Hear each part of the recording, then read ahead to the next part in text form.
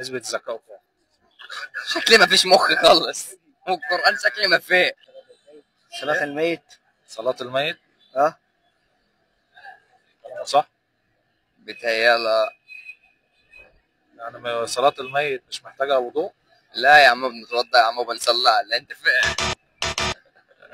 أو فاهم. يبقى اللي هي 11 ركعة دي التراويح. برضه مش محتاجة المسجد، مش محتاجة. محتاجة برضه محتاج. محتاجة؟ يعني مش هي. طب ينفع استشير حد؟ استشير.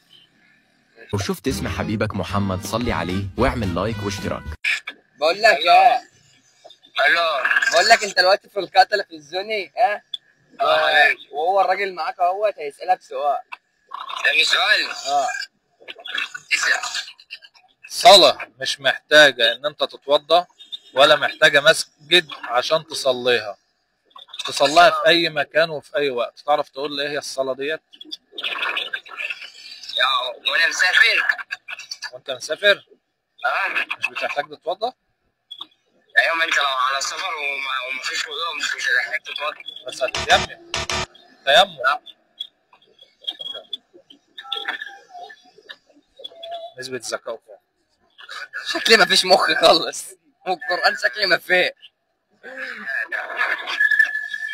تمام. فكر وإيه وهنجي لك تاني.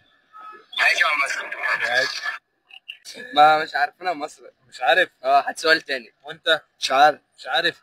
تعرف إن السؤال ده سهل جدا وكل الناس عارفاه وكل الناس هتدخل تقول لنا في الكومنت إيه هو؟